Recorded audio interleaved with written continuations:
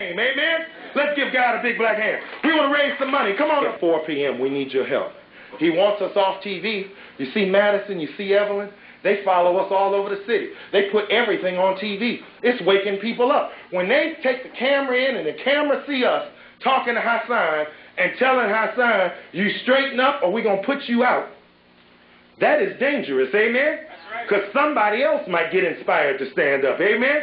When they see us on TV talking about buy black first, if it's owned, if it's sold, if it's operated by black people, go out of your way and buy it, and that is a road to prosperity for you and me. That's dangerous, amen?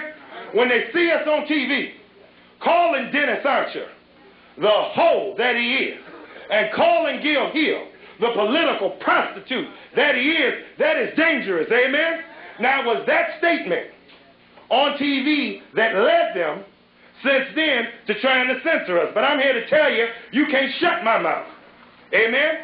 We're going to tell the truth whether anybody likes it or not. A streetwalker is a streetwalker. Amen? And we got to tell the truth. You got Negro leadership that is for hire, and somebody in this city has got to stand up and fight. Amen? So we want to raise some money. And you know they're trying to take us off the radio. Mayor Archer's going to our sponsors.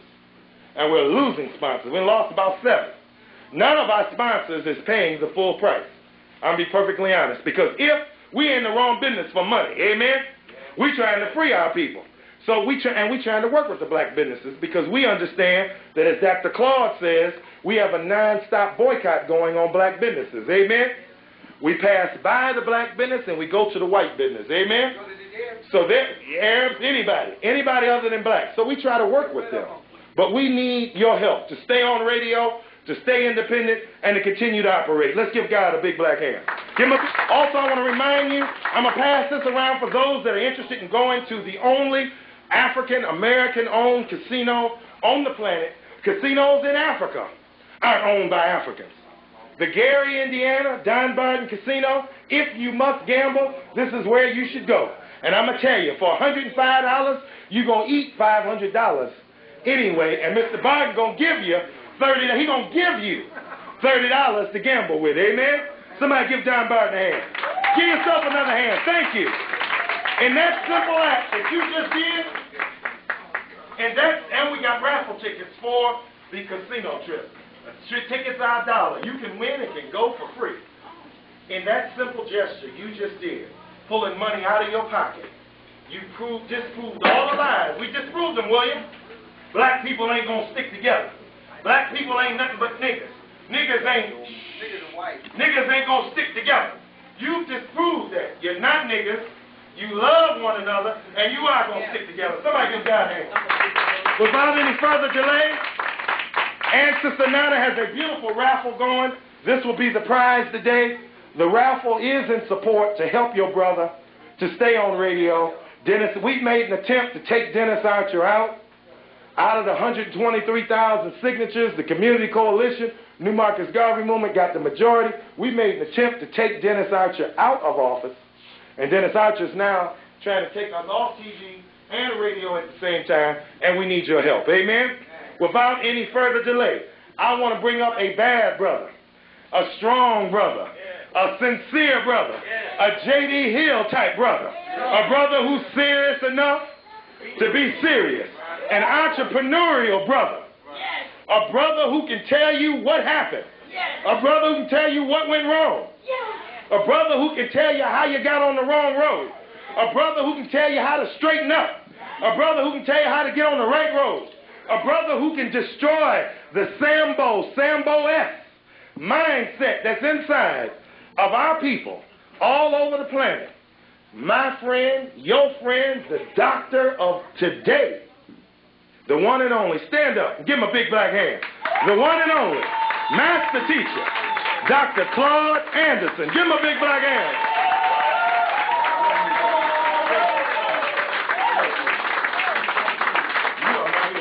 Hey, Malik, I want y'all to know this is my hero. Turn that microphone around. This is my hero. Give him a big black hand. If he's your hero, stand up again. If he's your hero, and say black power, black money, black people. We're going to keep our money.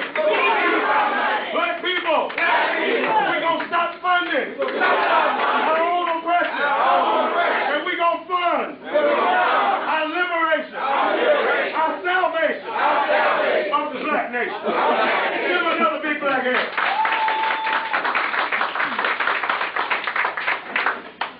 Thank you very much, Malik, and thank you all for that very humbling applause and ovation. Every time I come before black folk like yourself, y'all just sort of humble me, make me feel so small, because I don't think I really deserve all the praise and attention that I get from black folk all around the world. Yes, you do. Yes, you do. Yes, you do. And you all are so kind and generous. I know blacks in different cities always say, Dr. Anderson, you're our leader. I said, no, I try not to be your leader. What I want to be more than anything else is be your partner and your advisor. And I tell black folk, y'all keep Jesse Jackson and the NAACP, whatever leader you're with. Let them be your leaders. I know someone out west was once saying that Dr. Anderson, all he wants to do is be a black leader. I told him I've been at the highest levels of government that you can possibly get. I've been hired and been involved in more things than any single black in America, one black America. I've done everything that most black people never get a chance to do. And I still don't want to be your leader. I want to be your partner. I want to be your coach. But unfortunately, sometimes I get a little disturbed because black people don't really understand the nature of the game. And that's why I don't want to be your leader. Somebody has to go back and say, let me go back here so you understand the game. You can't lead if if you don't have a team, and your team that you do have doesn't know how to play. And the best way of talking to you about it, it's like football. And sometime I was in California, I guess a couple of weeks ago, and I was telling them, let me tell y'all something. I feel God has arbitrarily assigned you to a skin color team, whether you like it or not.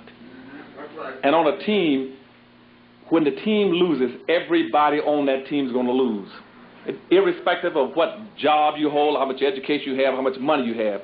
And right now, black folk are going down. You're going to go down in America. So I don't care whether you're Michael Jordan or Tiger Woods or Oprah.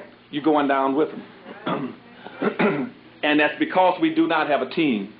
And that's why we're losing all over America. You do not have a team. You have never had a team. And the reason you're losing is because, see, racism is a team sport.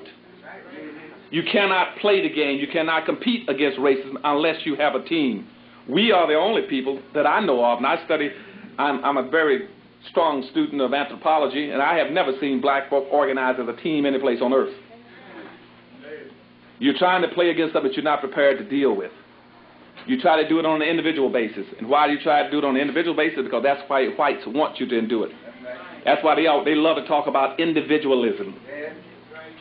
And black folk buy into it. But racism cannot be individualistically based. You cannot practice racism against an individual. It is totally, absolutely impossible. And I still hear black folk trying to go to court and prove somebody practiced racism. He's a racist against me. Nobody can be against a black person as a racist.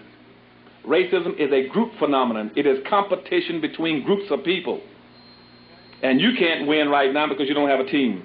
And what I get disturbed about all around the world is I feel like a coach and a manager that I want to be, but I feel like I have the most disorganized team on earth. I'm with a group of people that don't want to come out to rehearse. They don't want to practice. When they come out to play, whenever they do decide to come out to play, they won't learn the signals. They won't learn the strategies. When you tell them to go catch the ball, they run the wrong way. If they do catch the ball, they want to steal the ball and take it home rather than... They see their own people running with the ball, they run out and try to trip them up, throw their own people down. You call them into a huddle to learn the signals, and as soon as you tell them what the signals are, they rump in the stand to tell the other team what you're up to.